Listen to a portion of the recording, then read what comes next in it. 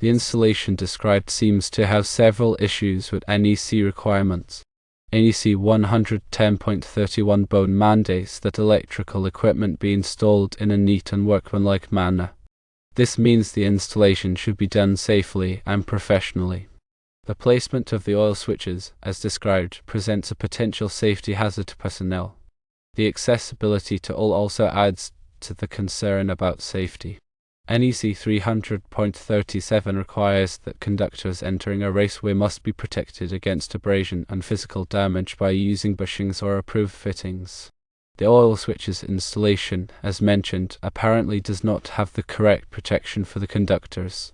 The bushings on top of the oil switches are not designed to protect the conductors from abrasion or physical damage.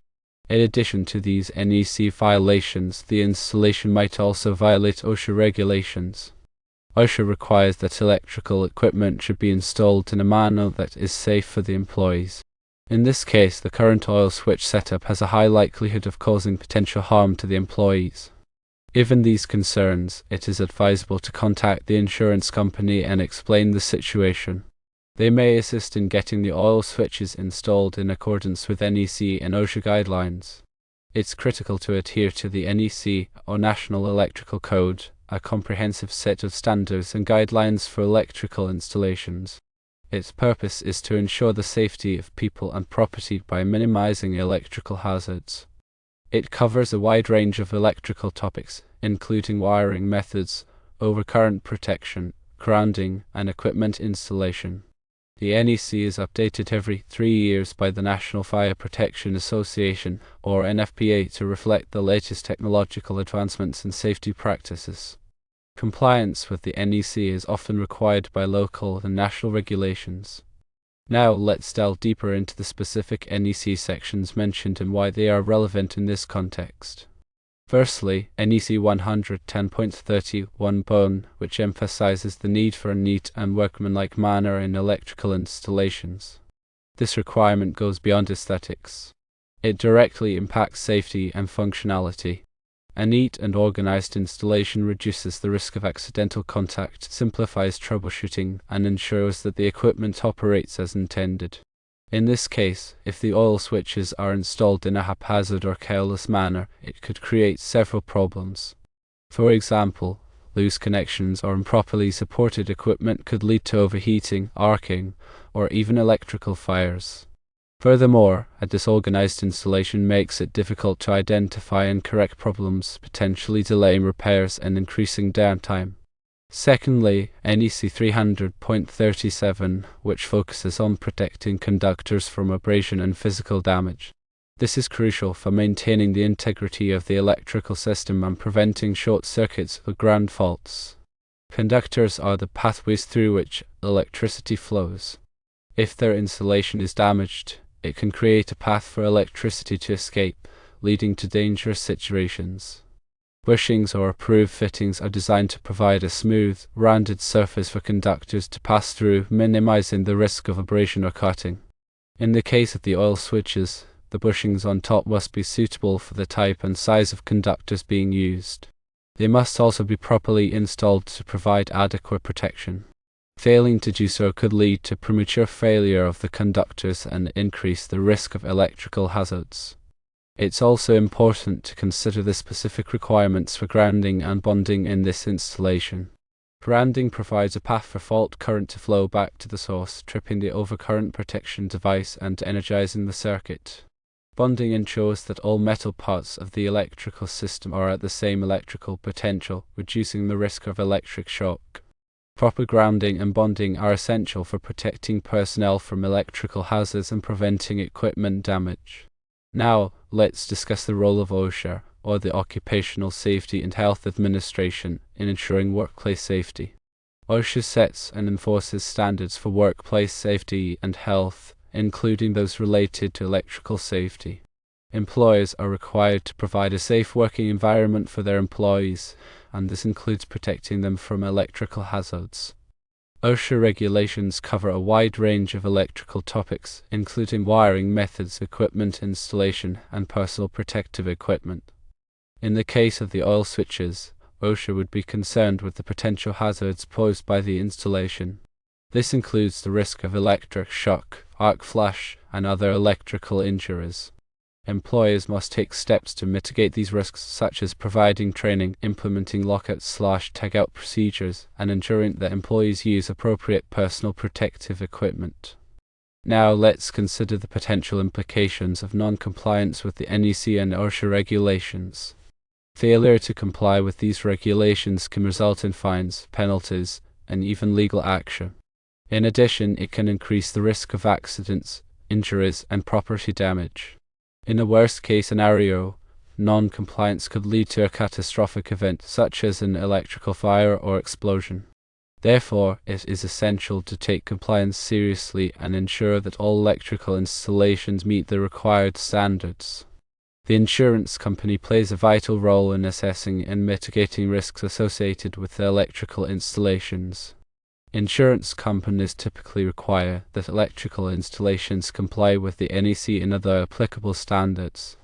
They may also conduct inspections to ensure that the installation meets their requirement.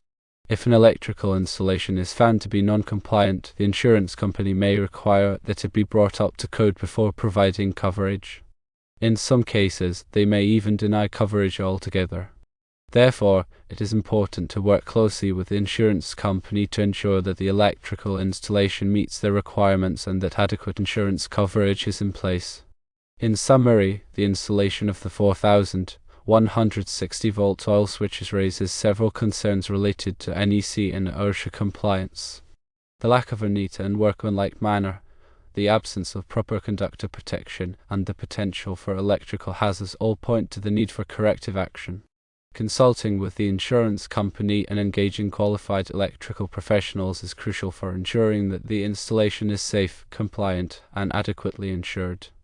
It's important to remember that electrical safety is not just a matter of following the rules. It's about protecting people and property from harm.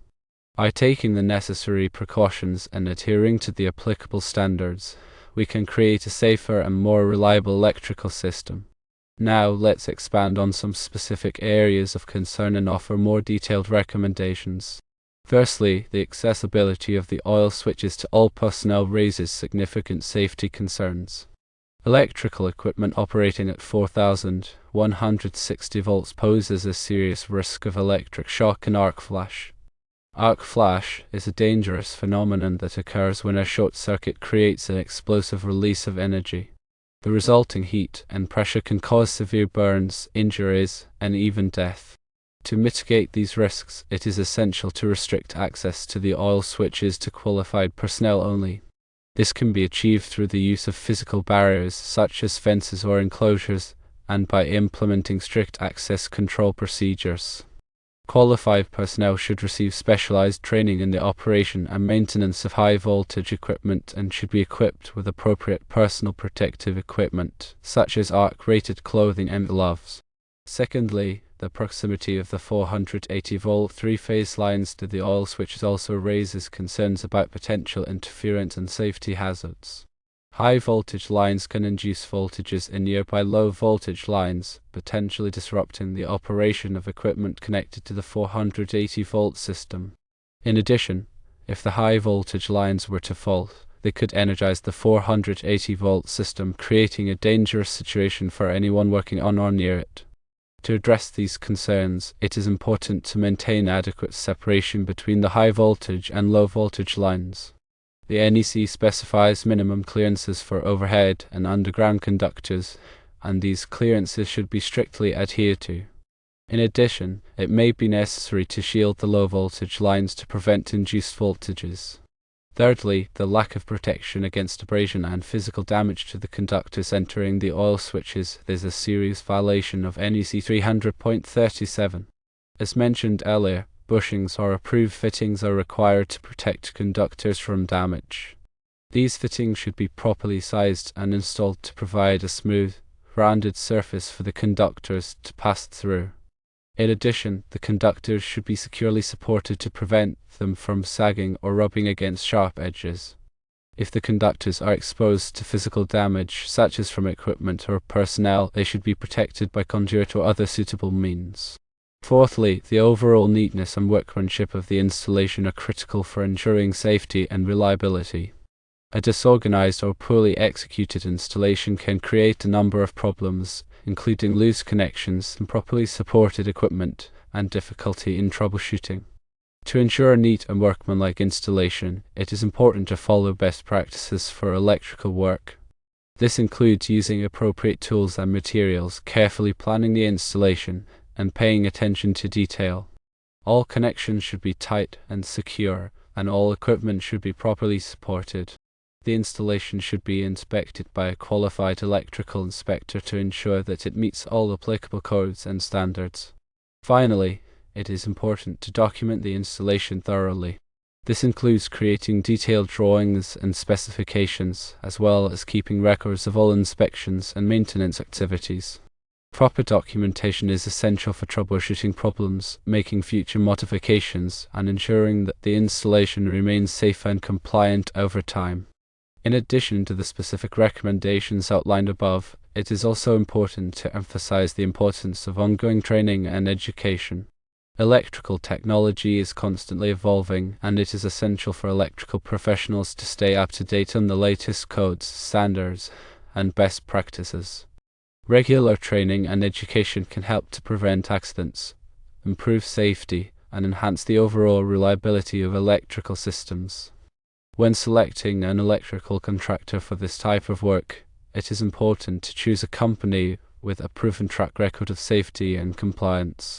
The contractor should be licensed and insured and should have experience working with high voltage equipment. They should also be familiar with the NEC and OSHA regulations and should be committed to providing a safe and reliable installation. It's important to remember that electrical safety is a shared responsibility.